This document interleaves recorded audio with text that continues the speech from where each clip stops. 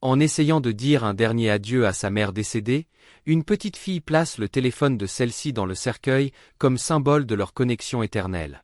Mais lorsqu'elle reçoit un appel provenant de l'intérieur de la tombe, elle est terrifiée par ce qu'elle entend point le soleil se coucher à l'horizon, colorant le ciel de rose et de bleu, tandis qu'Abbé et sa famille approchaient de la chapelle où aurait lieu la veillée funèbre de Mariana, sa mère. L'atmosphère était lourde, et le silence régnait, seulement interrompu par les sanglots et les larmes des présents. Les gens s'étaient rassemblés, vêtus de noir, en signe de respect pour la douleur et le deuil de la famille. La chapelle était ornée de fleurs blanches, les préférées de Mariana, qui contrastaient avec l'obscurité de l'endroit. Le cercueil en bois se trouvait au centre de la salle, entouré de bougies vacillantes sous la brise légère qui entrait par les fenêtres ouvertes. Abbé, dans sa petite robe noire avec un ruban dans les cheveux, s'approcha lentement du cercueil en tenant la main de sa tante Laura. Son cœur battait la chamade, et les larmes coulaient sur son visage. Elle savait qu'elle ferait ici ses adieux à sa mère en la regardant pour la dernière fois.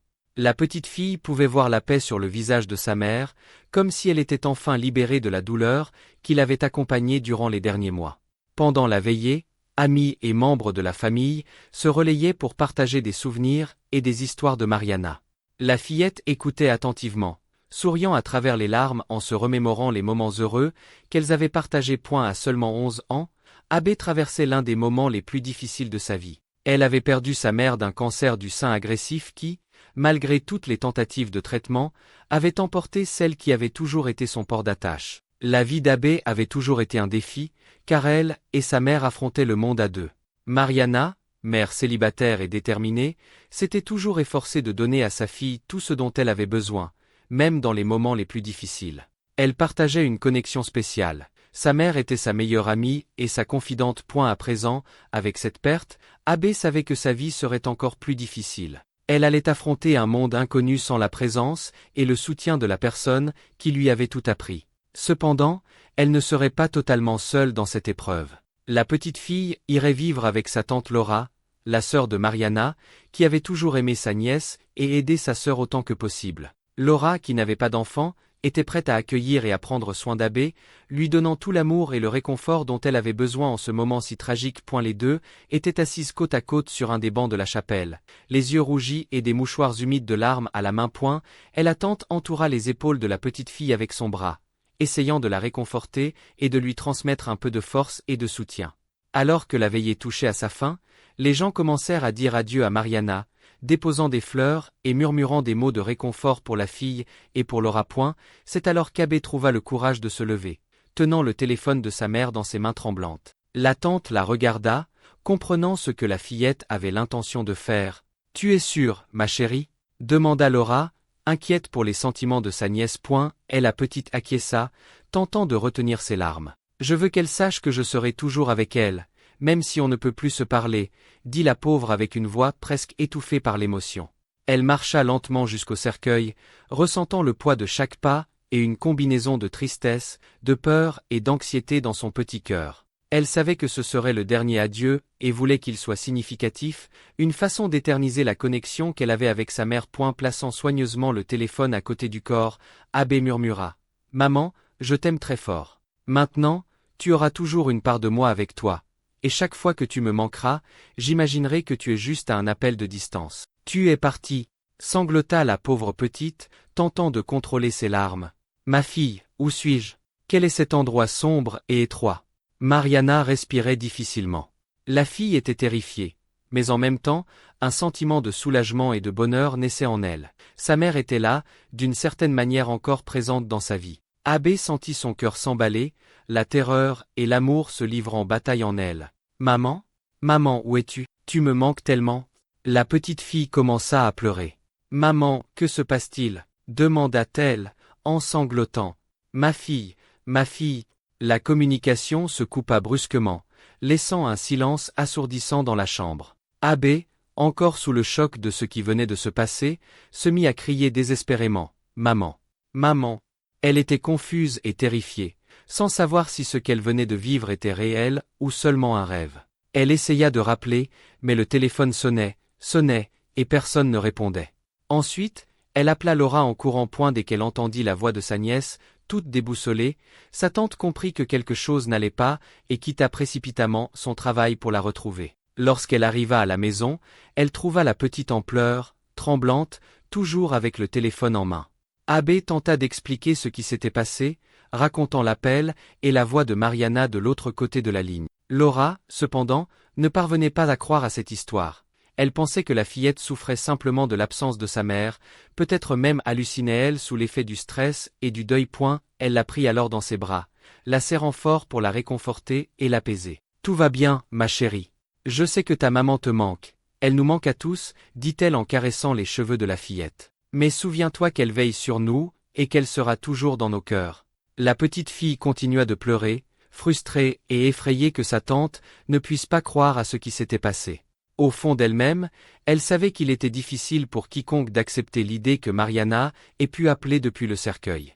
Abbé se blottit dans les bras de Laura, cherchant un peu de réconfort et de sécurité, tout en essayant de comprendre le mystère derrière cet appel. Cependant, les appels persistèrent, et Abbé commença à douter de sa propre santé mentale. Chaque fois que son téléphone sonnait, son cœur battait la chamade, et elle ressentait un mélange de peur et d'espoir. Était-ce encore sa mère, ou imaginait-elle seulement ces choses? Les appels devenaient de plus en plus fréquents, et les conversations avec Mariana devenaient de plus en plus effrayantes. Lors de l'un de ces appels, sa mère semblait complètement paniquée. « Ma chérie, je ne sais pas où je suis. C'est un endroit si sombre et étroit. Je n'arrive pas à respirer, dit-elle, d'une voix tremblante et haletante. Et la petite fille sentit la terreur envahir tout son corps. « Maman, je ne sais pas quoi faire. Je vais demander de l'aide à tante Laura, » cria-t-elle, désespérée de pouvoir aider sa mère d'une manière ou d'une autre. « Maman, s'il te plaît, essaie de rester calme. Je vais faire quelque chose, je te le promets. » hurla-t-elle, les larmes coulant sur son visage. Mais, comme les fois précédentes, la communication se coupa encore une fois. Les appels devenaient de plus en plus intenses, et Abbé commença à se demander si elle parlait vraiment à sa mère ou si elle perdait la tête. Pauvre petite, elle décida de ne plus rien dire à sa tante, par peur qu'elle ne la croie pas ou pense qu'elle devenait folle. Cependant, cela commença à affecter profondément la vie de la fillette. Elle avait du mal à se concentrer à l'école, ne pouvait pas bien dormir, et se sentait constamment nerveuse et effrayée. Un soir, Laura trouva la petite en pleurs, désespérée, dans sa chambre. Abbé était terrifié, persuadé que Mariana était encore enfermée dans le cercueil. Accablée par la situation, la fillette décida de tout avouer à sa tante au sujet des appels et des conversations constantes avec sa mère. La tante, inquiète et sans savoir comment gérer cela, demanda à voir l'historique des appels sur le téléphone d'Abbé. « Tiens, tante, regarde, » dit la petite en lui montrant le téléphone. « Ma chérie, il n'y a rien ici. » Laura fouilla tout l'historique sur le téléphone de sa nièce, mais ne trouva rien. La fillette était perplexe. « Non, c'était là, tante. Je te jure, c'était là. » Et la pauvre se mit à pleurer. Voyant la détresse de la petite, Laura comprit à quel point elle était angoissée. Décidée à l'aider, elle prit rendez-vous avec un thérapeute spécialisé en deuil et en traumatisme. Elle savait que la petite avait besoin d'un soutien professionnel pour surmonter la perte de sa mère et ses expériences inexplicables. Lors de la première consultation, le psychologue écouta attentivement l'histoire d'Abbé et ses préoccupations. Il expliqua que le stress post-traumatique pouvait se manifester de diverses façons et que les appels pouvaient être une forme d'hallucination auditive due à la douleur et au manque qu'elle ressentait vis-à-vis de sa mère. La petite commença à fréquenter les séances de thérapie chaque semaine, et, peu à peu, les choses commencèrent à s'améliorer. Cet objet symbolisait le lien entre mère et fille, une connexion qui avait toujours été très forte, même pendant les derniers mois. Lorsque l'hôpital était en isolement à cause de la Covid-19 et que la petite fille ne pouvait plus visiter sa mère, le téléphone était devenu le moyen par lequel elle communiquait, échangeant des messages, passant des appels vidéo et partageant les moments importants du quotidien. Cette communication constante renforçait le lien entre elles, aidant à surmonter la barrière physique imposée par l'isolement hospitalier. Pour Abbé, le téléphone de Mariana symbolisait l'amour inconditionnel, l'amitié et le soutien qu'elle ressentait toujours de sa meilleure amie. Ainsi, en le plaçant dans le cercueil, elle perpétuait d'une certaine façon cette connexion et gardait vivant les souvenirs des moments qu'elles avaient partagés lors de leurs derniers jours. Les larmes recommencèrent à couler sur le visage de la petite fille tandis qu'elle s'éloignait du cercueil. Laura s'approcha de sa nièce et la prit dans ses bras, partageant la douleur et la nostalgie que la petite ressentait. Ensemble, elles affronteraient un avenir incertain, en gardant vivant le souvenir de la mère et sœur bien-aimée dans leur cœur. La première nuit, après l'enterrement fut tragique pour la pauvre petite. La tante avait préparé tout avec soin, plaçant quelques photos de Mariana et d'Abbé près de la chambre, dans l'espoir que cela lui apporte un peu de réconfort. Cependant, en regardant les images, la petite fille ressentit un manque encore plus profond dans son cœur. Couchée dans son lit, elle tentait de trouver le sommeil, mais ses pensées étaient remplies des souvenirs de la veillée, du dernier adieu et de la sensation de vide qui l'accompagnait désormais. Elle se retournait d'un côté à l'autre, serrant son oreiller contre elle, comme si cela pouvait apaiser la douleur qu'elle ressentait. Les larmes recommencèrent à couler sur le visage de la petite, alors qu'elle se laissait aller à pleurer, serrant l'oreiller, essayant de comprendre pourquoi sa mère avait été emportée si tôt. Elle ressentait de la peur, de la colère et de la tristesse, mais surtout une douleur immense qui semblait la consumer de l'intérieur. La pauvre petite mais la vie devait continuer. Le lendemain, déjà chez sa tante, qui serait désormais sa nouvelle maison, la petite prit un café pendant que sa tante se préparait à aller travailler. Bien qu'elle soit en deuil, Laura avait maintenant un enfant à la maison dont elle devait prendre soin. Laura, qui était manucure, embrassa la fillette et lui dit « Abbé, je reviendrai plus tard. En attendant, tu peux te sentir chez toi, car cette maison est désormais la tienne aussi. Quand je reviendrai, nous irons chez toi pour récupérer d'autres affaires et les amener ici, d'accord? Ah, et Madame Elena, notre voisine, est juste à côté. Si tu as besoin de quoi que ce soit, appelle-la, ok?» La petite acquiesça et dit qu'elle allait commencer à s'adapter à cette nouvelle réalité, sans la présence constante et le soutien de sa mère. Le souvenir de l'ultime adieu et du téléphone placé dans le cercueil l'émouvait encore, mais elle trouvait du réconfort dans l'idée que sa mère serait toujours avec elle.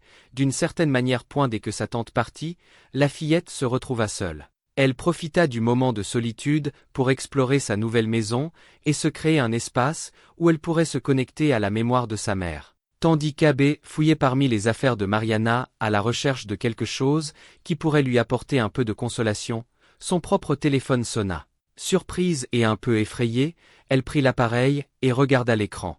Son cœur s'arrêta un instant lorsqu'elle vit le nom de sa mère apparaître sur l'appel entrant. La fillette hésita avant de répondre, dominée par la peur et la surprise qui la firent trembler. Comment était-il possible de recevoir un appel de sa mère? Elle avait elle-même mis le téléphone dans le cercueil. Avec une respiration haletante et les mains moites, la petite répondit à l'appel. « Maman » demanda Abbé, d'une voix tremblante et incertaine. « Abbé, ma chérie, où suis-je » répondit la femme, d'une voix faible et lointaine. Et la petite fille n'arrivait pas à croire ce qu'elle entendait. Était-ce vraiment sa mère? Les larmes commencèrent à couler sur son visage, tandis que la peur et l'incrédulité se mêlaient dans son cœur. « Comment est-ce possible, maman? Elle apprit à faire face à la douleur de la perte et à comprendre que ces appels étaient une façon pour son esprit de gérer le vide laissé par Mariana. Pendant les séances, elle s'ouvrait sur ses sentiments, pleurant parfois, riant d'autres fois en se souvenant des moments heureux passés avec sa meilleure amie. Laura suivait tout le processus, participant souvent aux séances avec sa nièce, lui offrant son soutien et son amour. Ensemble, elles affrontèrent la douleur et cherchaient la force l'une dans l'autre, renforçant ainsi un lien encore plus profond entre elles. Avec le temps, les appels imaginaires s'espacèrent puis cessèrent complètement. La thérapie portait ses fruits, et Abbé commençait à se sentir plus légère et en paix. Elle redécouvrit la joie d'être avec ses amis, sa famille, de s'amuser et d'étudier. Sa vie reprenait son cours, malgré l'absence de sa chère maman. Le psychologue observait les progrès de la petite avec satisfaction et fierté, l'encourageant toujours à exprimer ses émotions et à accepter que, malgré la douleur, la vie continuait et qu'elle devait aller de l'avant. Pendant cette période, sa tante connut aussi un processus de transformation. Elle devint une figure maternelle encore plus présente pour la petite, et elles partageaient des moments d'affection et de soutien mutuel. Ensemble, elles créèrent de nouveaux souvenirs et renforcèrent leur relation, devenant une famille unie et aimante. À mesure qu'Abbé grandissait, elle poursuivait son chemin de guérison et découvrait le pouvoir de la résilience. Elle comprit que, malgré les difficultés et la douleur d'une perte éternelle, il était possible d'aller de l'avant et de trouver la force pour affronter les défis de la vie. La fillette en vint à apprécier encore plus les moments heureux et les personnes qui l'entouraient. Ainsi, Abe continua sa vie, gardant les souvenirs de sa chère maman dans son cœur, et vivant une vie pleine et heureuse, entourée d'amour et de soutien. Les appels imaginaires devinrent finalement une partie lointaine de son passé, un souvenir d'une période difficile, mais qui lui avait aussi apporté des leçons précieuses, pour elle et pour ceux qui l'entouraient. Les années passèrent, et Abe devint une jeune femme talentueuse et déterminée, prête à affronter la prochaine étape de sa vie, l'université. En préparant ses affaires pour partir dans une autre ville, elle souhaitait emporter certains des objets de sa mère, comme une manière de garder Mariana toujours proche d'elle. En pleine organisation, elle trouva quelque chose d'inattendu, un ancien journal, soigneusement caché parmi les affaires de sa mère. C'était étrange, car elle n'avait jamais vu ce journal auparavant, et ressentit une immense curiosité de découvrir ce que Mariana y avait écrit. Le cœur battant d'anxiété, la jeune fille ouvrit le petit carnet, et commença à lire. Les mots écrits par sa mère étaient des récits de moments heureux, une façon de revivre des souvenirs précieux et de renforcer encore davantage le lien, qui, malgré le temps et la distance, resterait toujours vivant dans son cœur. Abe fut ému en lisant ces mots remplis d'amour et de tendresse, sentant la présence de sa mère dans chaque ligne du journal. En feuilletant les pages, elle riait et se réjouissait des récits joyeux. Mais soudain, elle tomba sur une note qui la laissa complètement perplexe. C'était quelque chose que sa mère avait écrit au sujet d'un rêve qu'elle avait fait quelques mois avant de décéder. Dans le rêve, je me voyais terrifié, enfermé dans un endroit étroit, sombre et suffocant. Je pouvais à peine bouger ou respirer. L'obscurité était si dense et oppressante qu'elle semblait s'infiltrer dans chaque pore de mon être, intensifiant ma claustrophobie. D'une manière ou d'une autre, j'ai réussi à communiquer avec Abe par mon téléphone, mais je ne savais pas comment il avait pu se retrouver là. C'était comme le dernier fil d'espoir qui me maintenait connecté au monde extérieur. Avec une voix tremblante de larmes, je lui décrivais la terreur et la confusion accablante qui m'envahissaient dans ce terrible cauchemar. Et la sensation d'impuissance et d'angoisse était presque insupportable, et je pouvais sentir l'air se raréfier autour de moi, me suffoquant lentement. Le désespoir dans mon cœur grandissait à chaque seconde, tandis que je cherchais inlassablement un moyen de sortir de cet enfermement et de protéger ma fille. La responsabilité et l'amour que je ressentais pour elle me poussaient à lutter contre la panique et l'asphyxie, dans l'espoir que, ensemble, nous trouverions une issue à ce cauchemar horrifique. Mais ensuite, tout devint sombre. Abe frissonna en lisant ces mots. Quoi? Elle pouvait à peine organiser ses pensées. Les appels qu'elle avait reçus étaient-ils vraiment juste le fruit de son stress post-traumatique, ou sa mère avait-elle réussi, d'une manière inexplicable, à communiquer avec elle au-delà de la mort, exactement comme dans le rêve décrit dans le journal? La jeune fille referma le journal, ressentant un mélange intense d'émotions. D'un côté, ces mots faisaient remonter des souvenirs douloureux, mais de l'autre, ils la faisaient se sentir encore plus proche de sa mère. Peut-être que la vérité derrière ces appels mystérieux ne serait jamais totalement élucidée, mais Abe savait que, d'une certaine manière, sa mère serait toujours avec elle. Gustavo épousa une femme sans abri, malgré l'opposition de sa famille. Lorsque lui-même perdit tout et que sa famille le rejeta, il remercia à genoux le choix qu'il avait fait autrefois, car son épouse le sauva d'une manière incroyable. Un jour, Gustavo marchait dans les rues du centre-ville, après une réunion importante avec ses investisseurs. Le jour était ensoleillé et agréable, alors il décida de profiter du beau temps en se promenant sur l'avenue principale. En passant devant un petit parc sur sa droite, il décida d'y entrer, appréciant la brise fraîche et l'odeur des fleurs qui commençaient à éclore avec le printemps. Alors qu'il arpentait les allées du parc, Gustavo remarqua une jeune femme assise sur un banc près d'un parterre de roses, regardant le lac. Elle semblait triste et solitaire, mais quelque chose en elle attira son attention. La jeune femme, nommée Rebecca, était plongée dans ses pensées, caressant les pétales d'une rose rouge qu'elle tenait. Gustavo s'approcha lentement, hésitant à l'interrompre, mais à ce moment-là, une douce brise souffla, faisant échapper la fleur des mains de la jeune femme pour tomber à ses pieds. Je crois que ceci est à vous, dit Gustavo, en ramassant la rose et en la tendant à la jeune femme avec un sourire gentil. Rebecca leva les yeux, surprise par la gentillesse de cet inconnu, et un peu gênée, le remercia. Ah, merci. Je ne m'attendais pas à rencontrer quelqu'un de gentil. Au milieu de cette ville chaotique, Gustavo se sentit attiré par l'honnêteté et le regard profond de Rebecca. Il s'assit alors à côté d'elle sur le banc et entama la conversation. Le monde est difficile. Vraiment difficile, n'est-ce pas? Et qu'est-ce qui vous amène dans ce joli parc? La femme hésita un instant, mais quelque chose dans l'expression sincère de cet homme l'encouragea à s'ouvrir. C'est un refuge pour moi. Ici, je peux oublier, juste un instant, ma vie et ce que je vis chaque jour. Gustavo fut surpris par la franchise de quelqu'un qui vivait clairement dans la rue. Elle portait des vêtements usés, un peu sales, et une expression triste, des yeux sans éclat. Il ne put cacher sa compassion. « Je suis vraiment désolé pour votre situation. Je ne pourrais jamais imaginer combien cela doit être difficile de vivre ainsi. » Rebecca le regarda dans les yeux et sentit qu'il se souciait sincèrement d'elle. Elle sourit tristement et continua. « C'est compliqué, mais je pense que l'important est de ne jamais oublier que les choses peuvent s'améliorer et de continuer à avancer. » Touché par la force et la résilience de Rebecca, Gustavo lui prit doucement la main et dit « Je crois aussi que les choses peuvent s'améliorer. Peut-être qu'un jour cet espoir deviendra réalité. » « Merci pour vos paroles, » répondit Rebecca. Rencontrer quelqu'un qui éprouve de l'empathie pour les sentiments d'une inconnue, surtout quand on est sans abri, c'est rare. À partir de ce jour, les deux commencèrent à se retrouver souvent sur le même banc du parc. Ils parlaient de tout, de leurs histoires de vie à leurs rêves et espoirs. Gustavo s'attachait de plus en plus à Rebecca, réalisant qu'en dépit de tout ce qu'elle vivait, elle possédait une lumière intérieure qui l'attirait fortement. C'était un homme bien, et en raison de son travail, il était aussi solitaire. Rebecca, bien qu'elle soit une personne simple et dans le besoin, était une meilleure compagnie que beaucoup de gens autour de lui. Son intelligence et son charisme faisaient naître chez Gustavo une affection qu'il n'avait jamais ressentie auparavant. Ainsi, ils commencèrent à se rapprocher de plus en plus. Un jour de forte pluie, Gustavo arriva en retard au parc, essoufflé, pensant que Rebecca ne serait pas là en raison du déluge. Mais, à sa grande surprise, elle était bien là, assise sur le banc, trempée, regardant le lac et l'attendant. « Tu es venu même avec toute cette pluie ?» demanda Gustavo, le cœur battant. Elle à sans-abri sourit et répondit « Bien sûr. Tu allais venir et ne pas me trouver. Je ne pouvais pas te faire ça. » Gustavo sentit son cœur exploser de joie. Il s'assit à côté d'elle et enleva sa veste, la posant sur ses épaules pour la réchauffer, car elle tremblait de froid. « Merci, » dit la jeune femme, un peu gênée, alors qu'il la regardait avec un regard doux et passionné.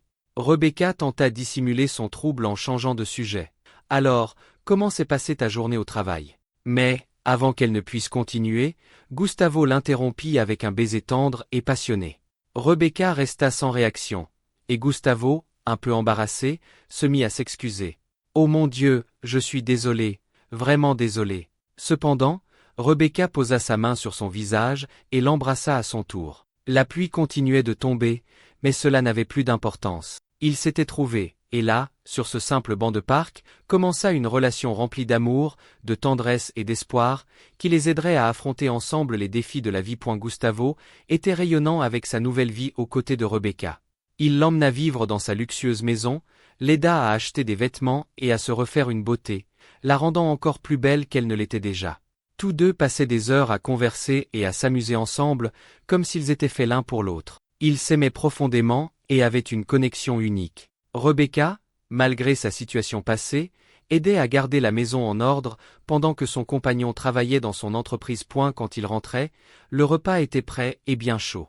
La maison était toujours propre et parfumée, et Gustavo constatait combien elle se dévouait pour faire de leur foyer un lieu accueillant et plein d'amour. Chaque jour, Gustavo se sentait plus reconnaissant et plus amoureux de la femme qui était entrée dans sa vie. Cependant, la famille de l'entrepreneur n'était pas du tout heureuse de cette nouvelle situation. Gustavo venait d'une famille de classe moyenne, composée de ses oncles et tantes, Léonore et Delcio, et de sa cousine Mirla. En fait, ils étaient ses oncles et tantes, mais Gustavo les considérait comme ses parents, car ses vrais parents étaient morts lorsqu'il était enfant, et Mirla, sa cousine, était comme une sœur pour lui. Bien qu'ils tiennent beaucoup aux trois, Léonore et Delcio n'avaient jamais été très aimables. Ils le voyaient comme un fardeau, et Gustavo avait grandi en entendant des commentaires comme « Ce gamin ne fait que nous coûter de l'argent. Cette garce de ma sœur est morte et nous a laissé ce gosse à charge. Elle a toujours été une misérable. » Le petit Gustavo se sentait attristé par ces paroles, mais ses oncles et tantes étaient sa seule famille, et il n'avait nulle part où aller. Avec beaucoup d'efforts, Gustavo étudia et entra à l'université d'ingénierie. Là, lui et un ami développèrent un projet innovant, un système d'intelligence artificielle destiné à optimiser l'usage de l'énergie dans les résidences et les industries. Ils brevetèrent l'idée et fondèrent ensemble une entreprise de technologie qui leur rapporta une fortune. Avec ce succès, Gustavo procura une vie de luxe à ses parents et à sa sœur adoptive. Cependant, il n'était pas humble et dépensait tout en choses superflues, sans vraiment remercier l'entrepreneur, qui continuait de les considérer comme sa famille. Quand ils apprirent la relation de Gustavo avec Rebecca, une sans-abri, ils furent scandalisés. Ils disaient sans cesse des choses comme « Cette traînée ne veut que ton argent, tu ne vois pas ». S'indignait Léonore. « Es-tu devenu fou ? Comment peux-tu même songer à embrasser une fille aussi sale ?» lançait Myrla, avec mépris. Delcio pour sa part, secouait la tête en désapprobation, approuvant les paroles de sa femme et de sa fille. L'attitude de sa famille envers Rebecca ne faisait que renforcer la détermination de Gustavo à prouver que leur amour était véritable et qu'elle était la bonne personne pour lui. Gustavo n'avait jamais été aussi heureux, maintenant qu'il avait quelqu'un de spécial qui l'attendait à la maison chaque jour. Sa relation avec Rebecca apportait une nouvelle lumière dans sa vie. Elle était humble, gentille et dévouée, se souciant sincèrement de son bien-être, quelque chose qu'il ne ressentait pas de la part de ses propres parents et de sa sœur. Les mois passèrent. Éléonore, Delcio et Myrla restaient mécontents de la relation et de la présence de Rebecca. « Je n'arrive pas à croire que tu as ramené une mendiante chez toi. Elle n'est pas digne de vivre avec toi, Gustavo. C'est une vagabonde sale. Réveille-toi », disait Léonore, avec une expression de dégoût. « C'est une honte pour notre famille que tu sois avec quelqu'un comme elle. Que vont penser les autres ?» ajouta le père, préoccupé par les apparences. « Vous n'avez pas le droit de parler ainsi de ma femme. » Gustavo la défendait. « Elle est une meilleure personne que vous en ce moment. Jamais elle ne ferait de mal à qui que ce soit. Moi, c'est de vous dont j'ai honte, de vous voir agir ainsi. On dirait que vous avez oublié les difficultés par lesquelles nous sommes passés. Nous ne sommes pas nés riches, vous vous en souvenez ? » Malgré la désapprobation de sa famille, Gustavo savait qu'il était temps de faire un pas important dans sa relation. Il organisa une soirée romantique, avec un dîner aux chandelles, et la demanda en mariage. La joie dans les yeux de Rebecca était indéniable, et elle accepta avec un grand sourire. Le cœur rempli de bonheur, Gustavo invita sa famille au mariage, qui serait une cérémonie simple au bureau de l'état civil. Cependant, la réaction de ses parents et de sa sœur fut telle qu'ils le redoutaient. « Tu penses vraiment que je vais assister à un mariage avec cette mendiante dégoûtante ?» dit sa mère, offensée. « Le mariage va puer avec elle là-bas. » se moqua Myrla, sans cacher son mépris. « Fils, tu devrais épouser une femme riche, quelqu'un qui soit à ta hauteur, et non une femme de la rue. » ajouta son père, exprimant sa désapprobation. Profondément déçu, mais pas surpris, Gustavo répondit. « Je pensais que vous étiez ma famille, que vous seriez heureux pour moi. Mais si vous ne voulez pas être à mes côtés en ce moment si important, tant pis. Je vais épouser la femme que j'aime, et c'est tout ce qui compte. » Rebecca, attristée par leur désapprobation, alla jusqu'à dire à son fiancé qu'elle comprenait la réaction de sa famille. Après tout, il n'était pas courant d'épouser une personne sans abri. Gustavo, cependant, la prit doucement par les épaules et la réconforta. « Mon amour, tu es la personne la plus merveilleuse que j'ai jamais rencontrée et celle que j'aime. Je me fiche de ce que les autres pensent. Personne ne changera mon opinion sur toi. Nous allons rester ensemble et être heureux pour toujours, parce que c'est ce que nous voulons tous les deux. » Ils s'embrassèrent, scellant la promesse qu'ils s'étaient faite. Le temps passa, et Gustavo et Rebecca se marièrent, même sans la présence de sa famille. Ils continuèrent à construire une vie ensemble, basée sur l'amour et le respect qu'ils avaient l'un pour l'autre. La vie du couple semblait être à son apogée. Cependant, ils n'auraient jamais pu imaginer qu'un coup du sort était sur le point de frapper. L'entreprise de technologie que Gustavo avait construite avec son associé fit face à une trahison inattendue. Son ami et associé avaient volé le brevet du projet d'intelligence artificielle qu'ils avaient développé ensemble. Gustavo fut anéanti, et avec cela, sa fortune disparut. Dans ce moment difficile, il réalisa que la véritable richesse se trouvait à ses côtés, dans sa femme, qui resta ferme et le soutint avec amour et dévouement. Et la seule personne qui resta aux côtés de Gustavo fut son épouse. Rebecca le consola, lui assurant qu'elle serait avec lui, peu importe la situation. Cependant, la nouvelle de la faillite du jeune homme parvint rapidement à sa famille. Voyant qu'ils ne recevraient plus l'argent qu'il leur envoyait, Delcio, Léonore et Myrla décidèrent d'agir. Profitant de la situation, les trois se rendirent chez le couple, alors que Gustavo et Rebecca tentant de contrôler ses larmes, tentant de résoudre la question du brevet. « Où suis-je ? Sans Quel est aucun cet endroit scrupule, sombre ils et volèrent étroit? tout ce qu'il y avait dans la Mariana maison. respirait Ils prirent difficilement. de l'argenterie, La fille des était bijoux, terrifiée. du linge de Mais maison, en même temps, de la vaisselle en sentiment de porcelaine, soulagement et de et tout ce bonheur que naissait en Gustavo elle. possédait. Sa mère Ils était ne là, laissèrent rien d'une derrière certaine eux, manière se encore moquant présente bien de dans la sa douleur vie. qu'ils allaient Abbé provoquer. sentit Ce son cœur jour-là, s'emballer, frustré la de ne pas terreur avoir pu et l'amour récupérer se livrant l'entreprise, bataille en elle. Gustavo et Maman, Rebecca rentrèrent chez maman, eux, où es-tu? sans se douter Tu de me ce manques qui les tellement. attendait. La petite Lorsqu'ils fille ouvrirent la commença porte, à pleurer. ils trouvèrent la Maman, maison que se complètement passe-t-il? vide. Rebecca ne Demanda-t-elle, pouvait pas croire ce qu'elle voyait sanglotant. et se mit à pleurer. Ma fille, Gustavo, la les yeux remplis de communication larmes, se coupa prit son brusquement, épouse dans ses bras et laissant dit, un silence « Je ne peux pas assourdissant dans croire la qu'il nous ait chambre. fait ça. » Abbé, encore sous le choc de ce qui venait de se passer, se mit à crier désespérément. Maman. Maman. Elle était confuse et terrifiée, sans savoir si ce qu'elle venait de vivre était réel ou seulement un rêve. Elle essaya de rappeler, mais le téléphone sonnait, et personne ne répondait. Ensuite, elle appela Laura en courant point dès qu'elle entendit la voix de sa nièce, toute déboussolée. Sa tante comprit que quelque chose n'allait pas et quitta précipitamment son travail pour la retrouver. Lorsqu'elle arriva à la maison, elle trouva la petite en pleurs, tremblante, toujours avec le téléphone en main. Abbé tenta d'expliquer ce qui s'était passé, racontant l'appel et la voix de Mariana de l'autre côté de la ligne. Laura, cependant, ne parvenait pas à croire à cette histoire. Elle pensait que la fillette souffrait simplement de l'absence de sa mère, peut-être même hallucinait-elle sous l'effet du stress et du deuil. Elle la prit alors dans ses bras, la serrant fort pour la réconforter et l'apaiser. « Tout va bien, ma chérie. Je sais que ta maman te manque. Elle nous manque à tous, dit-elle en caressant les cheveux de la fillette. Mais souviens-toi qu'elle veille sur nous, et qu'elle sera toujours dans nos cœurs. » La petite fille continua de pleurer, frustrée et effrayée que sa tante ne puisse pas croire à ce qui s'était passé. Au fond d'elle-même, elle savait qu'il était difficile pour quiconque d'accepter l'idée que Mariana ait pu appeler depuis le cercueil. Abbé se blottit dans les bras de Laura, cherchant un peu de réconfort et de sécurité, tout en essayant de comprendre le mystère derrière cet appel. Cependant, les appels persistèrent, et Abbé commença à douter de sa propre santé mentale. Chaque fois que son téléphone sonnait, son cœur battait la chamade, et elle ressentait un mélange de peur et d'espoir.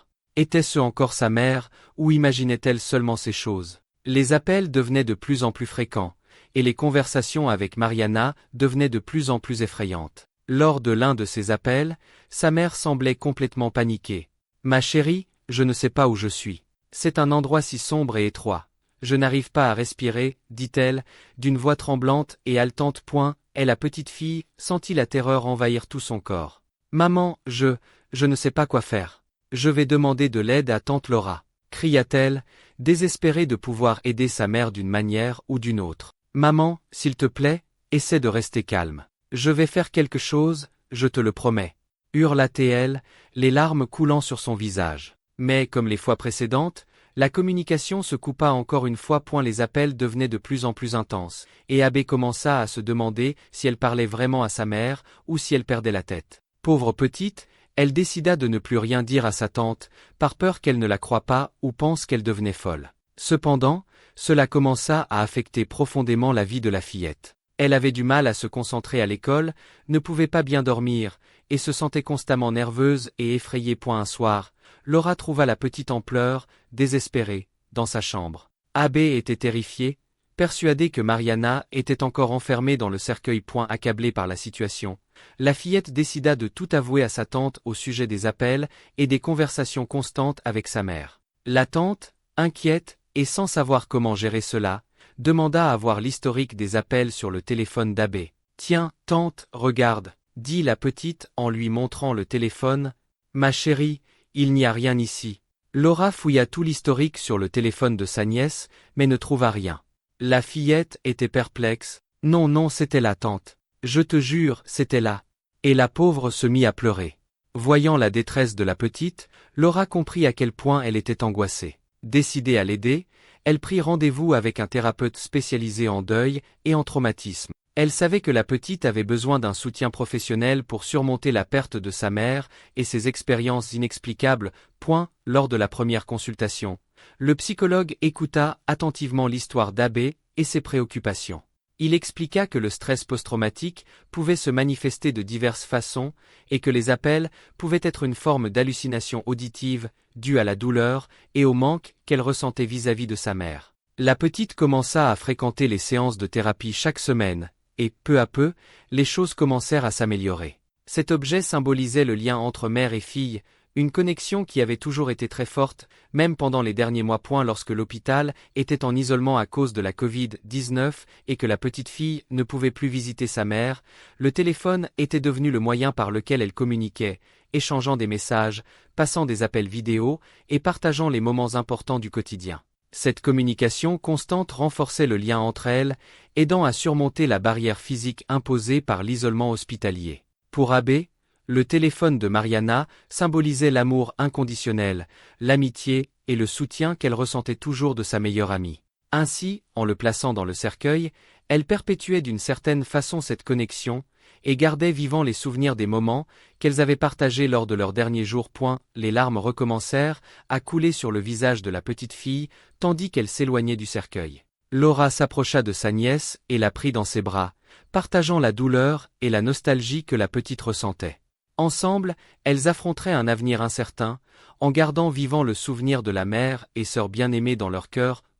La première nuit, après l'enterrement fut tragique pour la pauvre petite. La tante avait préparé tout avec soin, plaçant quelques photos de Mariana et d'Abbé près de la chambre, dans l'espoir que cela lui apporte un peu de réconfort. Cependant, en regardant les images, la petite fille ressentit un manque encore plus profond dans son cœur. Couchée dans son lit, elle tentait de trouver le sommeil, mais ses pensées étaient remplies des souvenirs de la veillée, du dernier adieu et de la sensation de vide qui l'accompagnait désormais. Elle se retournait d'un côté à l'autre, serrant son oreiller contre elle, comme si cela pouvait apaiser la douleur qu'elle ressentait. Les larmes recommencèrent à couler sur le visage de la petite, alors qu'elle se laissait aller à pleurer, serrant l'oreiller, essayant de comprendre pourquoi sa mère avait été emportée si tôt. Elle ressentait de la peur, de la colère et de la tristesse, mais surtout une douleur immense qui semblait la consumer de l'intérieur. La pauvre petite mais la vie devait continuer. Le lendemain, déjà chez sa tante, qui serait désormais sa nouvelle maison, la petite prit un café pendant que sa tante se préparait à aller travailler. Bien qu'elle soit en deuil, Laura avait maintenant un enfant à la maison dont elle devait prendre soin. Laura, qui était manucure, embrassa la fillette et lui dit « Abbé, je reviendrai plus tard. En attendant, tu peux te sentir chez toi, car cette maison est désormais la tienne aussi. Quand je reviendrai, nous irons chez toi pour récupérer d'autres affaires et les amener ici, d'accord? Ah, et Madame Elena, notre voisine, est juste à côté. Si tu as besoin de quoi que ce soit, appelle-la, ok?» La petite acquiesça et dit qu'elle allait commencer à s'adapter à cette nouvelle réalité, sans la présence constante et le soutien de sa mère. Le souvenir de l'ultime adieu et du téléphone placé dans le cercueil l'émouvait encore, mais elle trouvait du réconfort dans l'idée que sa mère serait toujours avec elle. D'une certaine manière, dès que sa tante partit, la fillette se retrouva seule. Elle profita du moment de solitude pour explorer sa nouvelle maison et se créer un espace où elle pourrait se connecter à la mémoire de sa mère. Tandis qu'Abbé fouillait parmi les affaires de Mariana à la recherche de quelque chose qui pourrait lui apporter un peu de consolation, son propre téléphone sonna. Surprise et un peu effrayée, elle prit l'appareil et regarda l'écran. Son cœur s'arrêta un instant lorsqu'elle vit le nom de sa mère apparaître sur l'appel entrant. La fillette hésita avant de répondre, dominée par la peur et la surprise qui la firent trembler. Comment était-il possible de recevoir un appel de sa mère? Elle avait elle-même mis le téléphone dans le cercueil. Avec une respiration haletante et les mains moites, la petite répondit à l'appel. « Maman » demanda Abbé, d'une voix tremblante et incertaine. « Abbé, ma chérie, où suis-je » répondit la femme, d'une voix faible et lointaine. Et la petite fille n'arrivait pas à croire ce qu'elle entendait. Était-ce vraiment sa mère? Les larmes commencèrent à couler sur son visage, tandis que la peur et l'incrédulité se mêlaient dans son cœur. « Comment est-ce possible, maman? Elle apprit à faire face à la douleur de la perte et à comprendre que ces appels étaient une façon pour son esprit de gérer le vide laissé par Mariana. Pendant les séances, elle s'ouvrait sur ses sentiments, pleurant parfois, riant d'autres fois en se souvenant des moments heureux passés avec sa meilleure amie. Laura suivait tout le processus, participant souvent aux séances avec sa nièce, lui offrant son soutien et son amour. Ensemble, elles affrontèrent la douleur et cherchaient la force l'une dans l'autre, renforçant ainsi un lien encore plus profond entre elles. Avec le temps, les appels imaginaires s'espacèrent puis cessèrent complètement. La thérapie portait ses fruits, et Abbé commençait à se sentir plus légère et en paix. Elle redécouvrit la joie d'être avec ses amis, sa famille, de s'amuser et d'étudier. Sa vie reprenait son cours, malgré l'absence de sa chère maman.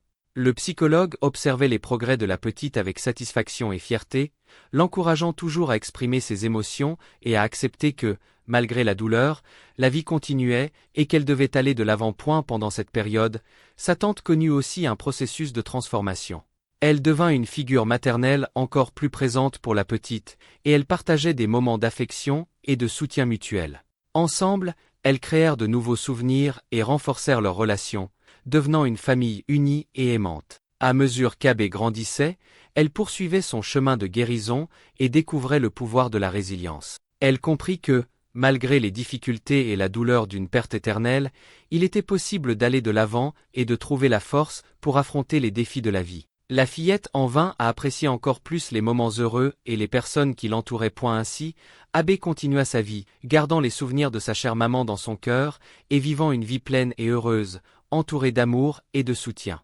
Les appels imaginaires devinrent finalement une partie lointaine de son passé, un souvenir d'une période difficile, mais qui lui avait aussi apporté des leçons précieuses, pour elle et pour ceux qui l'entouraient. Les années passèrent, et Abbé devint une jeune femme talentueuse et déterminée, prête à affronter la prochaine étape de sa vie, l'université. En préparant ses affaires pour partir dans une autre ville, elle souhaitait emporter certains des objets de sa mère, comme une manière de garder Mariana toujours proche d'elle. En pleine organisation, elle trouva quelque chose d'inattendu, un ancien journal, soigneusement caché parmi les affaires de sa mère. C'était étrange, car elle n'avait jamais vu ce journal auparavant, et ressentit une immense curiosité de découvrir ce que Mariana y avait écrit. Le cœur battant d'anxiété, la jeune fille ouvrit le petit carnet et commença à lire. Les mots écrits par sa mère étaient des récits de moments heureux, une façon de revivre des souvenirs précieux et de renforcer encore davantage le lien, qui, malgré le temps et la distance, resterait toujours vivant dans son cœur. Abbé fut ému en lisant ces mots remplis d'amour et de tendresse, sentant la présence de sa mère dans chaque ligne du journal.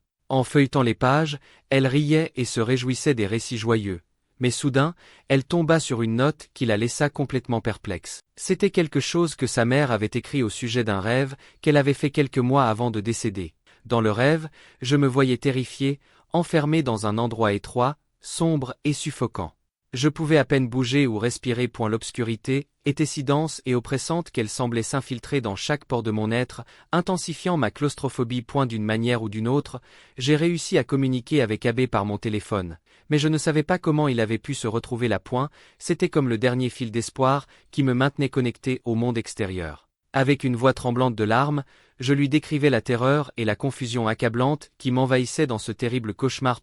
Et la sensation d'impuissance et d'angoisse était presque insupportable, et je pouvais sentir l'air se raréfier autour de moi, me suffoquant lentement. Le désespoir dans mon cœur grandissait à chaque seconde, tandis que je cherchais inlassablement un moyen de sortir de cet enfermement et de protéger ma fille. La responsabilité et l'amour que je ressentais pour elle me poussaient à lutter contre la panique et l'asphyxie, dans l'espoir que, ensemble, nous trouverions une issue à ce cauchemar horrifique. Mais ensuite, tout devint sombre. Abbé frissonna en lisant ces mots. Quoi ? Elle pouvait à peine organiser ses pensées. Les appels qu'elle avait reçus étaient-ils vraiment juste le fruit de son stress post-traumatique, ou sa mère avait-elle réussi, d'une manière inexplicable, à communiquer avec elle au-delà de la mort, exactement comme dans le rêve décrit dans le journal? La jeune fille referma le journal, ressentant un mélange intense d'émotions. D'un côté, ces mots faisaient remonter des souvenirs douloureux, mais de l'autre, ils la faisaient se sentir encore plus proche de sa mère. Peut-être que la vérité derrière ces appels mystérieux ne serait jamais totalement élucidée, mais Abbé savait que, d'une certaine manière, sa mère serait toujours avec elle. Gustavo épousa une femme sans abri, malgré l'opposition de sa famille. Lorsque lui-même perdit tout et que sa famille le rejeta, il remercia à genoux le choix qu'il avait fait autrefois, car son épouse le sauva d'une manière incroyable. Un jour, Gustavo marchait dans les rues du centre-ville, après une réunion importante avec ses investisseurs. Le jour était ensoleillé et agréable, alors il décida de profiter du beau temps en se promenant sur l'avenue principale. En passant devant un petit parc sur sa droite, il décida d'y entrer, appréciant la brise fraîche et l'odeur des fleurs qui commençaient à éclore avec le printemps. Alors qu'il arpentait les allées du parc, Gustavo remarqua une jeune femme assise sur un banc près d'un parterre de roses, regardant le lac. Elle semblait triste et solitaire, mais quelque chose en elle attira son attention. La jeune femme, nommée Rebecca, était plongée dans ses pensées, caressant les pétales d'une rose rouge qu'elle tenait. Gustavo s'approcha lentement, hésitant à l'interrompre, mais à ce moment-là, une douce brise souffla, faisant échapper la fleur des mains de la jeune femme pour tomber à ses pieds. Je crois que ceci est à vous, dit Gustavo, en ramassant la rose et en la tendant à la jeune femme avec un sourire gentil. Rebecca leva les yeux, surprise par la gentillesse de cet inconnu, et un peu gênée, le remercia. Ah, merci. Je ne m'attendais pas à rencontrer quelqu'un de gentil. Au milieu de cette ville chaotique, Gustavo se sentit attiré par l'honnêteté et le regard profond de Rebecca. Il s'assit alors à côté d'elle sur le banc et entama la conversation. Le monde est difficile. Vraiment difficile, n'est-ce pas? Et qu'est-ce qui vous amène dans ce joli parc? La femme hésita un instant, mais quelque chose dans l'expression sincère de cet homme l'encouragea à s'ouvrir. C'est un refuge pour moi. Ici, je peux oublier, juste un instant, ma vie et ce que je vis chaque jour. Gustavo fut surpris par la franchise de quelqu'un qui vivait clairement dans la rue. Elle portait des vêtements usés, un peu sales, et une expression triste, des yeux sans éclat. Il ne put cacher sa compassion. Je suis vraiment désolé pour votre situation. Je ne pourrais jamais imaginer combien cela doit être difficile de vivre ainsi. Rebecca le regarda dans les yeux et sentit qu'il se souciait sincèrement d'elle. Elle sourit tristement et continua. C'est compliqué, mais je pense que l'important est de ne jamais oublier que les choses peuvent s'améliorer et de continuer à avancer.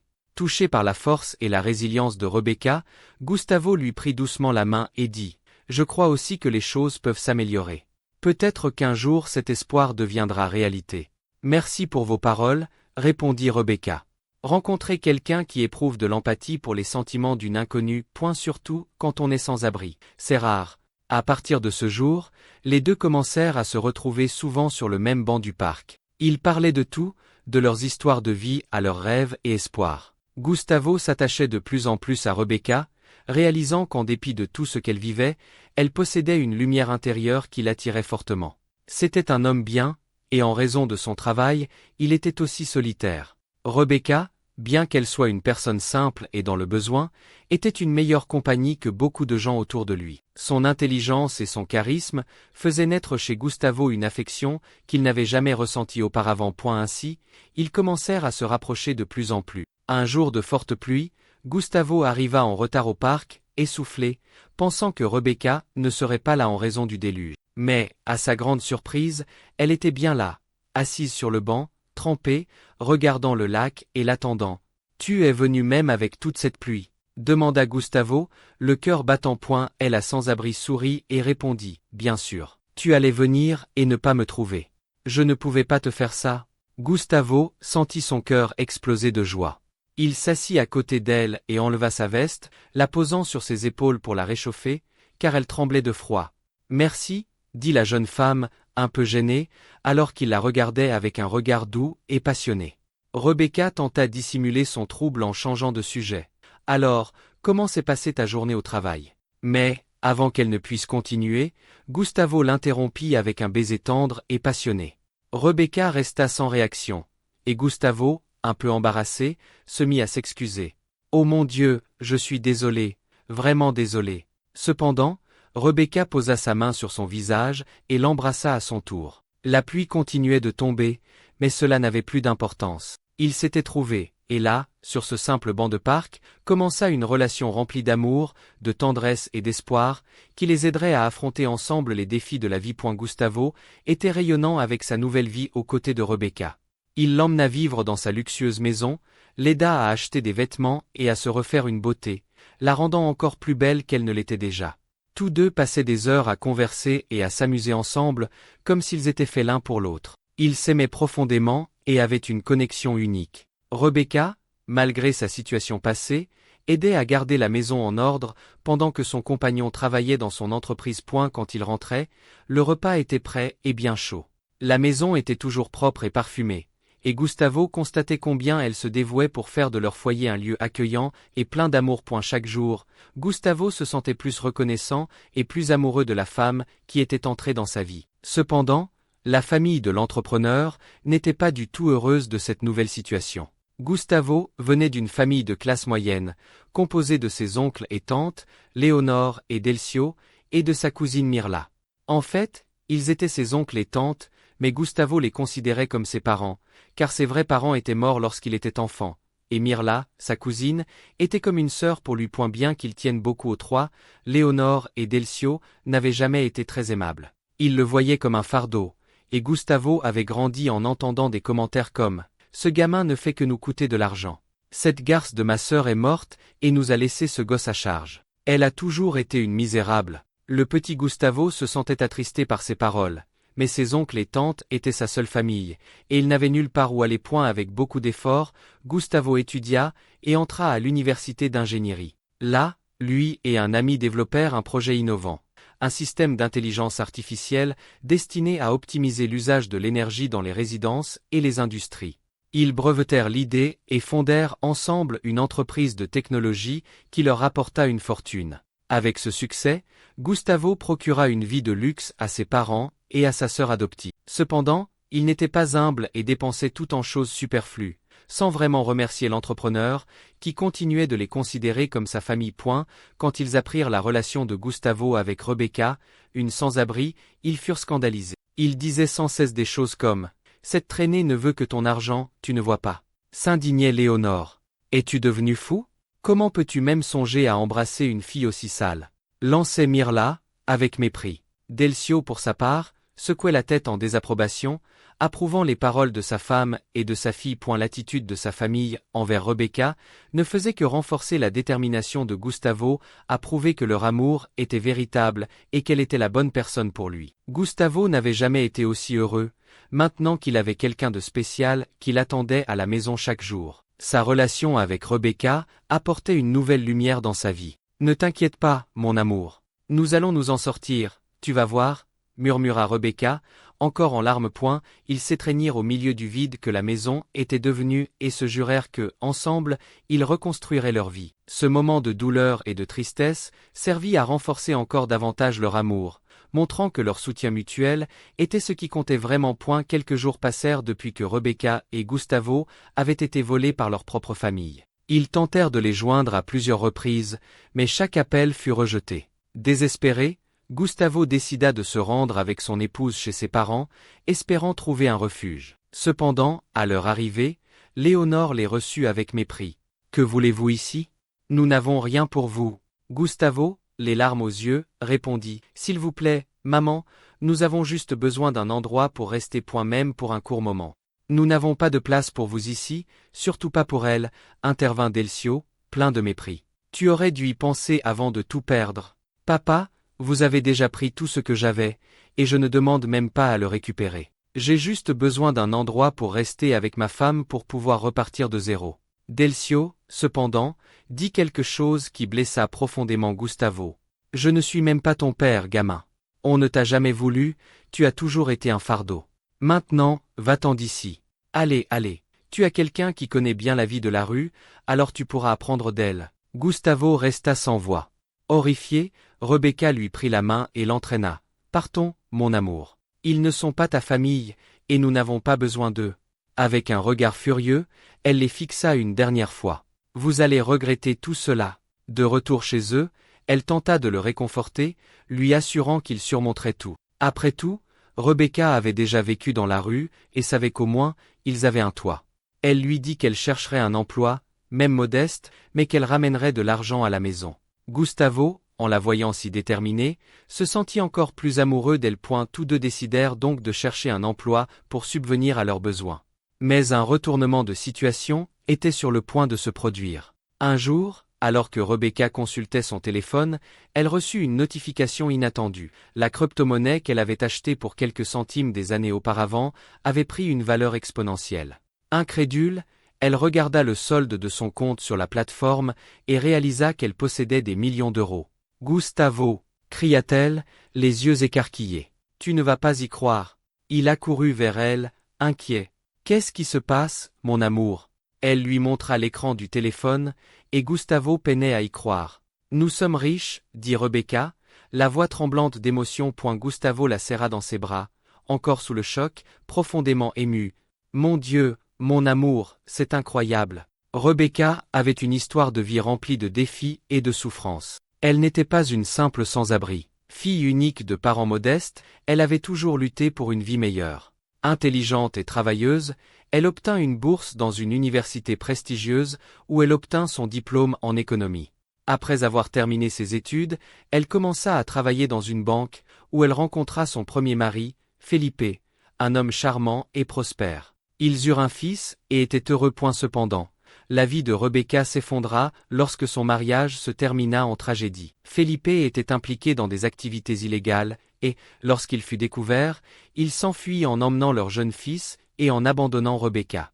Il pensait qu'elle prendrait la responsabilité à sa place. La découverte de l'implication de Felipe dans le crime entacha la réputation de Rebecca, qui perdit son emploi et faillit être accusée. Elle dépensa toutes ses économies pour prouver qu'elle n'avait aucun lien avec les crimes de son ex-mari. Après cet accident, Rebecca fut ruinée. Personne ne voulait embaucher l'épouse d'un ex-banquier recherché par la justice, et elle ne parvint plus à trouver de travail. Sa santé mentale était déjà fragile, car elle n'arrivait pas à surmonter le fait que Felipe avait emmené son fils vers un destin incertain.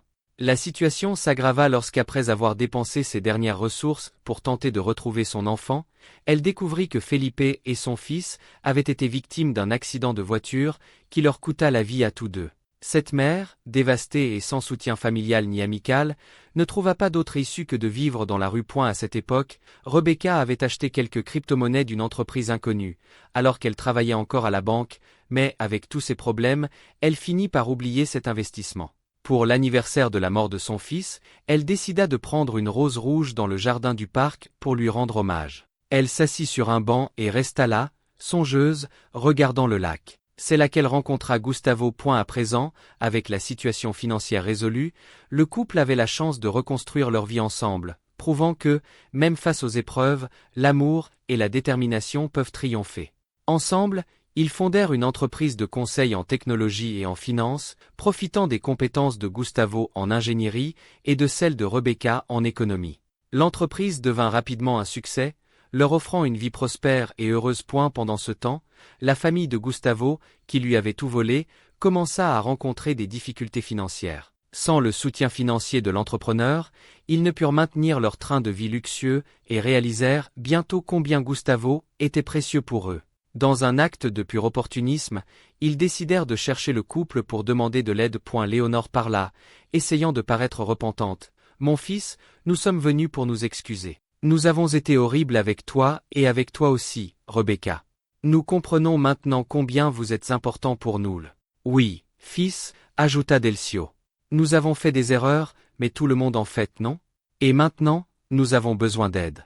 Est-ce que tu pourrais nous aider à recommencer notre vie avec quelque chose comme 100 000 euros?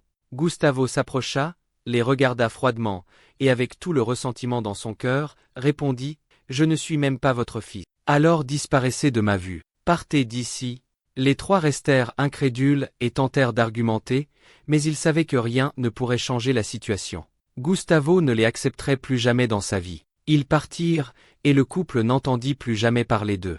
Peu de temps après, Rebecca découvrit qu'elle était enceinte. Elle et Gustavo étaient radieux à l'annonce de cette nouvelle. À la naissance de leur bébé, ils se sentirent bénis d'avoir une nouvelle chance de vivre et de fonder une famille ensemble. Rebecca n'oublia jamais son premier enfant, mais elle savait qu'il serait toujours dans son cœur. Déterminée à être la meilleure mère possible pour le nouveau bébé, elle forma avec Gustavo une famille aimante et unie, prouvant que l'origine de la personne que l'on aime n'a pas d'importance. Ce qui compte, c'est l'amour.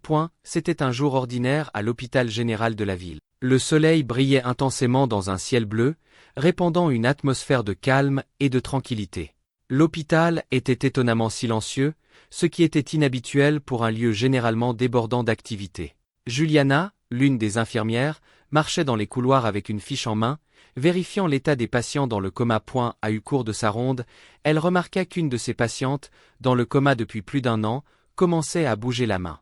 Au début, Juliana pensa que ce n'était qu'un mouvement involontaire, mais en regardant de plus près, elle remarqua que la patiente essayait d'écrire quelque chose. Intriguée, l'infirmière prit un papier et un stylo, les plaçant près de la main de la patiente. À sa grande surprise, la femme parvint, avec beaucoup d'efforts, à écrire un message. Quand Juliana lut ce qui était écrit, elle resta paralysée. Le message était suffisamment troublant pour qu'elle décide d'appeler la police. En arrivant dans la chambre de Lilian, une femme de 35 ans en coma depuis plus d'1 an, la jeune infirmière sourit doucement en entrant.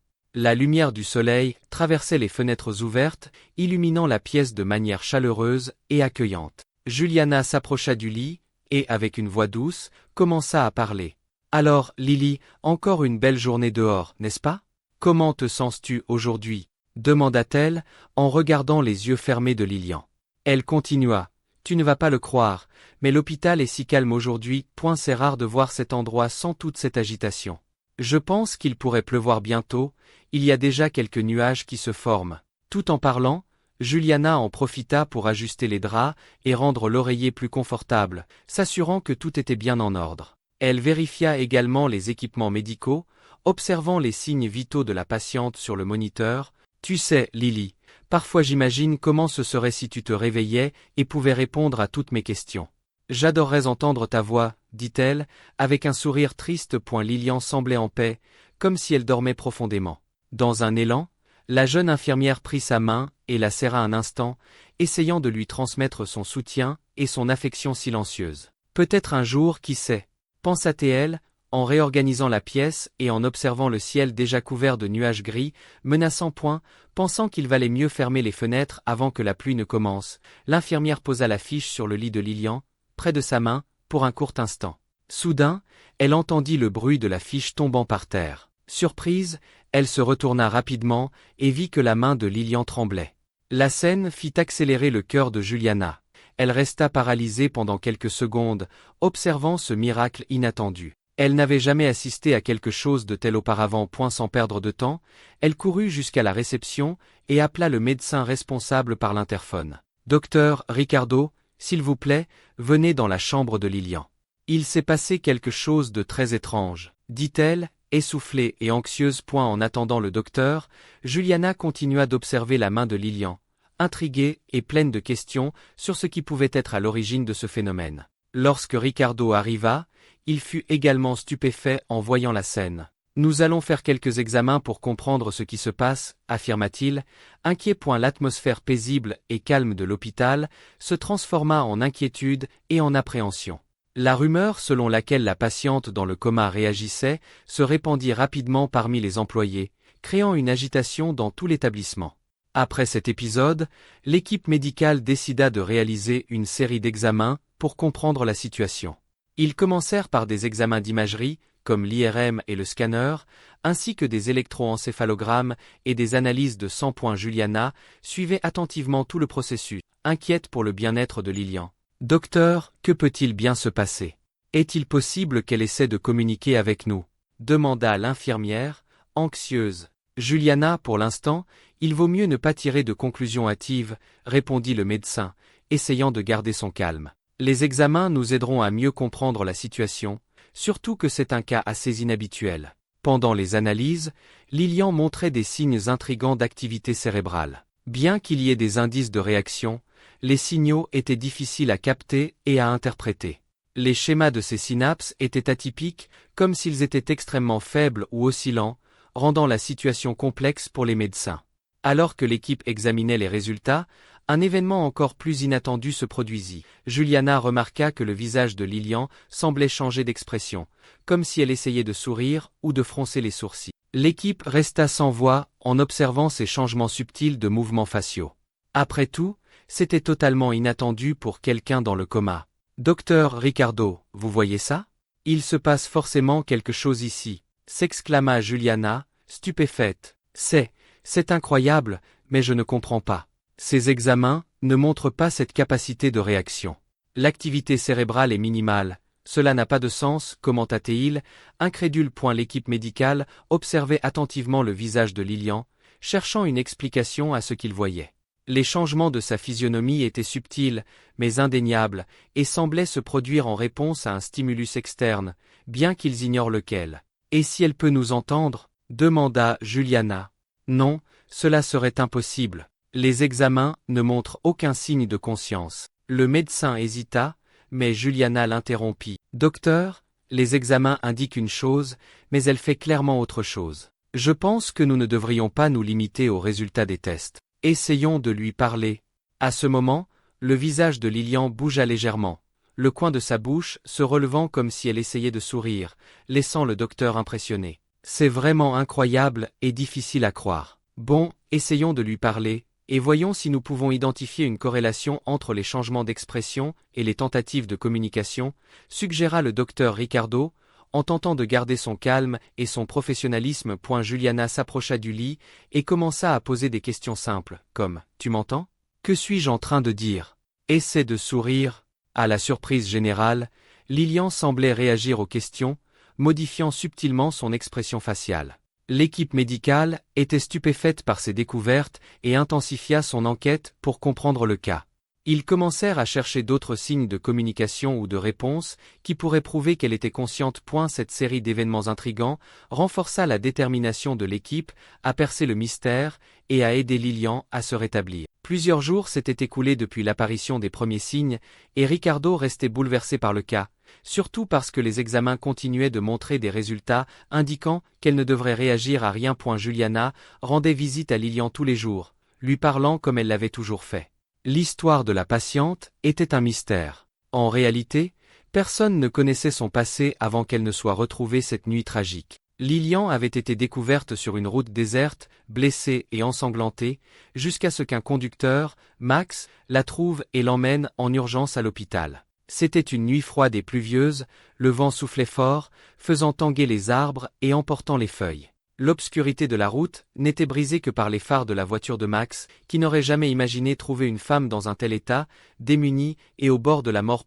En arrivant à l'hôpital, Lilian portait une robe déchirée et sale, et un autocollant sur son corps indiquait le nom Lilian.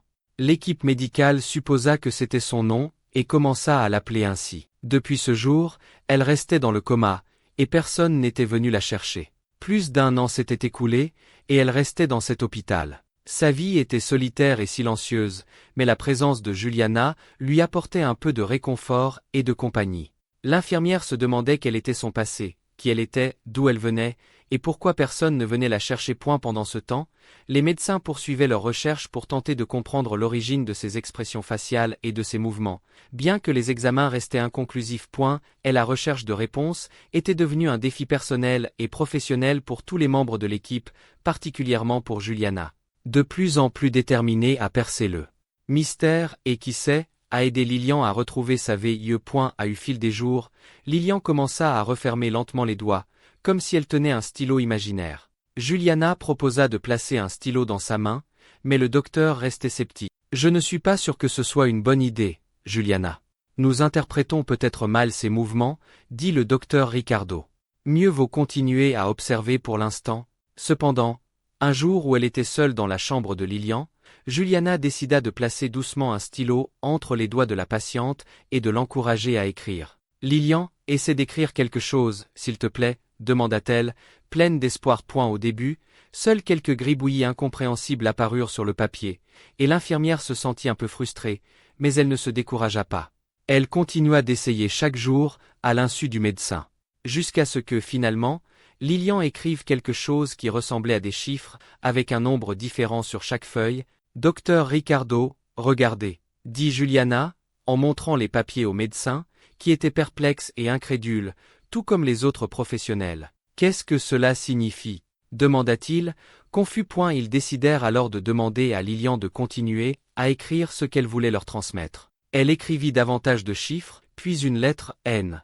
Rien ne semblait avoir de sens. Ensuite, elle ajouta une autre séquence de chiffres et une autre lettre, L. Mon Dieu, mais que se passe-t-il ? Que veux-tu dire par là, Lilian ? Le médecin était stupéfait. C'est alors qu'un des assistants de l'hôpital, ayant une expérience en technologie et en géolocalisation, observa les notes et s'exclama.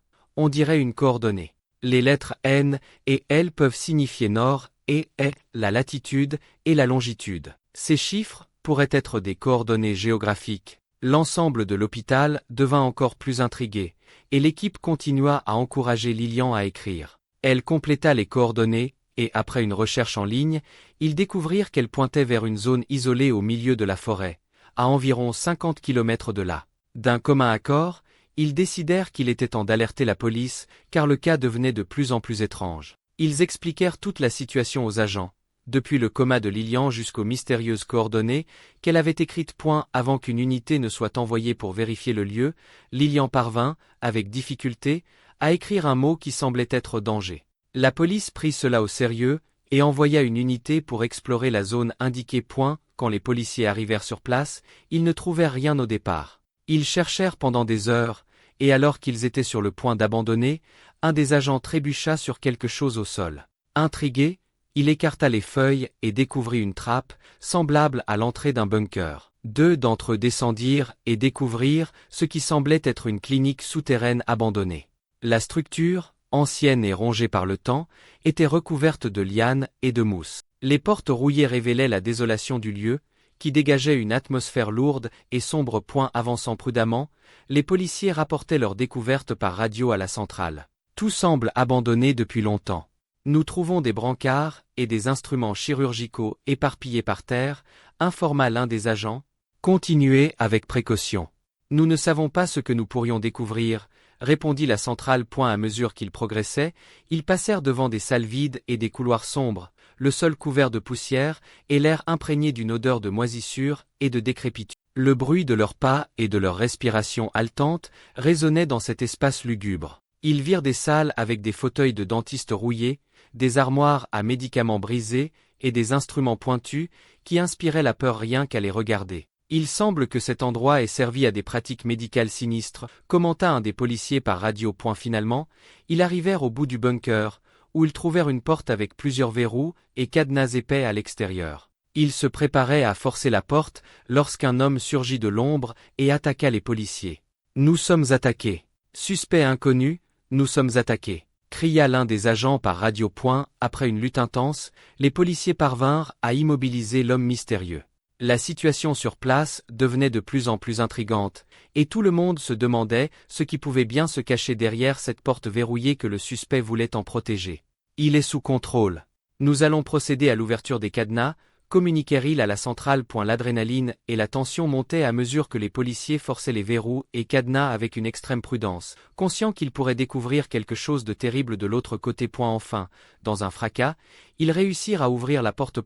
C'était une pièce complètement sombre, et ils allumèrent immédiatement leurs lampes, pointant leurs armes vers tout ce qui pourrait s'y trouver. Ce qu'ils virent les paralysa de stupeur. L'expression sur leur visage reflétait perplexité et horreur. « Mon Dieu !»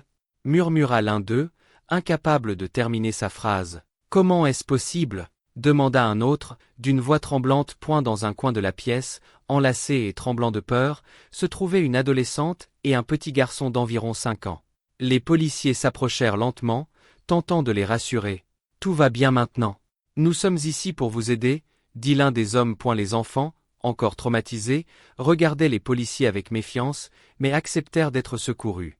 Ils étaient très effrayés, et lorsqu'ils sortirent de ce cachot et virent la lumière du jour, le garçon poussa un cri, se couvrant le visage et pleurant.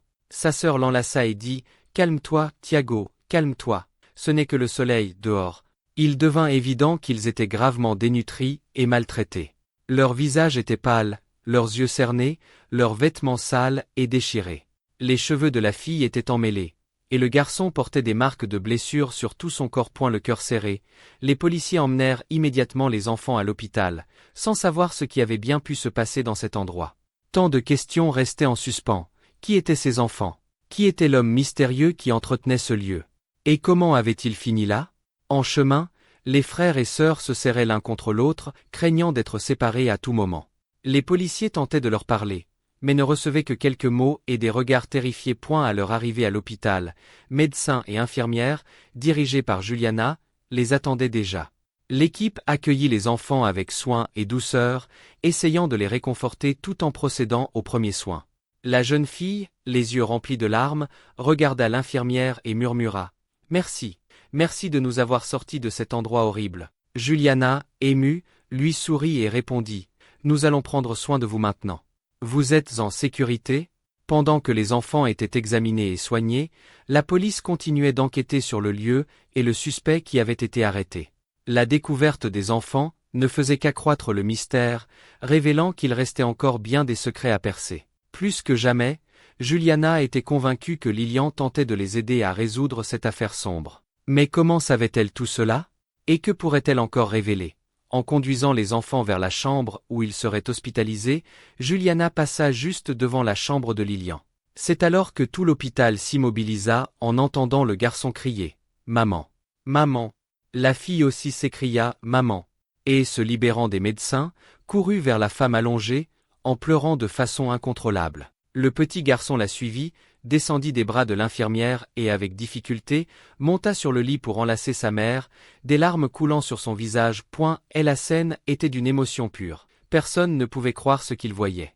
Ainsi, le mystère commença à se dévoiler. L'histoire de Vanessa remontait à 5 ans, lorsqu'elle et sa fille, Luna, alors âgée de 10 ans, se promenaient dans un parc. Un homme s'était approché sournoisement et avait saisi la fillette. La mère, désespérée, le poursuivit, mais tomba dans un piège. L'homme captura les deux et les emprisonna dans cette clinique souterraine abandonnée, les maltraitant et infligeant toutes sortes d'abus à la mère. Vanessa était combative, et pour cela, elle était fréquemment battue, restant parfois plusieurs jours sans recevoir de nourriture. Ce que le ravisseur ignorait, c'est que Vanessa était enceinte au moment de son enlèvement. Iago naquit dans ce cachot sombre et n'avait jamais vu la lumière du jour. Ils restèrent prisonniers dans l'obscurité pendant 5 ans, ne voyant la lumière que lorsque l'homme ouvrait la porte avec une lampe. La famille subit d'innombrables tortures, vivant des moments indescriptibles de douleur et de désespoir. Lorsque le ravisseur réalisa que Luna avait 15 ans, il tenta d'abuser d'elle, mais Vanessa s'interposa et lutta contre lui. Pendant la lutte, il la poussa accidentellement hors de la pièce, et la porte se referma. Il commença à la poursuivre et la blessa gravement, mais Vanessa parvint à le semer et à s'échapper du bunker. Elle marcha péniblement sur environ 10 kilomètres à la recherche d'aide, voulant revenir pour sauver ses enfants. Cependant, elle fut renversée par une voiture, dont le conducteur prit la fuite. C'est alors que Max, un conducteur qui passait par là, trouva Vanessa sur la route et l'emmena à la ville la plus proche, située à 50 kilomètres. Elle arriva à l'hôpital déjà dans le coma et ne se réveilla jamais. Comme elle portait un autocollant avec le nom Lilian, que le ravisseur perturbé lui avait collé, voulant qu'elle assume le rôle de sa défunte épouse, l'équipe médicale pensa que c'était son nom. Son vrai nom était Vanessa, et c'est pourquoi personne ne la chercha à l'hôpital. Même plongée dans le coma, quelque chose d'incroyable se produisit. L'âme de Vanessa semblait incapable de partir, et elle resta autour de l'hôpital, essayant d'avertir de la présence de ses enfants. Elle observait les gens et les patients, mais ne parvenait jamais à communiquer avec eux. Son corps en coma, et son esprit semblait déconnecté. Son plus grand désir était de protéger ses enfants, mais elle ne savait comment, jusqu'à ce qu'un jour elle réalise qu'elle pouvait bouger sa main. Elle tenta alors d'écrire les coordonnées pour que quelqu'un les sauve. Les enfants pleuraient de façon désespérée, près de leur mère dans le coma, et tous ceux autour étaient bouleversés. À cet instant, Vanessa parvint à esquisser un dernier et léger sourire, laissant tout le monde sous le choc. Soudain, le moniteur cardiaque afficha une ligne droite, émettant un long bip continu. Les personnes présentes furent encore plus impressionnées, comprenant que la mission de cette mère était accomplie et qu'elle pouvait désormais partir en paix. Quelques jours plus tard, ils réussirent à retrouver le père des enfants, qui avait passé des années à chercher sa femme et sa fille. Les retrouvailles furent émouvantes et inoubliables. En voyant ses enfants, le père les étreignit, pleurant sans s'arrêter. Luna, désormais âgée de 15 ans, présenta son petit frère, Iago, à leur père, et tous s'étreignirent de nouveau, les larmes aux yeux. L'émotion était palpable, et ce moment resterait gravé à jamais dans leur vie. Désormais réunie, la famille poursuivit son chemin, affrontant les défis que la vie leur réservait. Malgré la perte de Vanessa et les difficultés qu'ils avaient traversées, sa mémoire et son héritage resteraient vivants dans leur cœur, les guidant vers un avenir plus lumineux et plein d'amour. Et si vous avez aimé cette histoire émouvante, le prochain épisode qui apparaît à l'écran va sûrement vous toucher aussi. N'oubliez pas de vous abonner à la chaîne, de laisser un like et d'activer la cloche pour ne manquer aucune de nos prochaines histoires. Un gros bisou et à la prochaine histoire.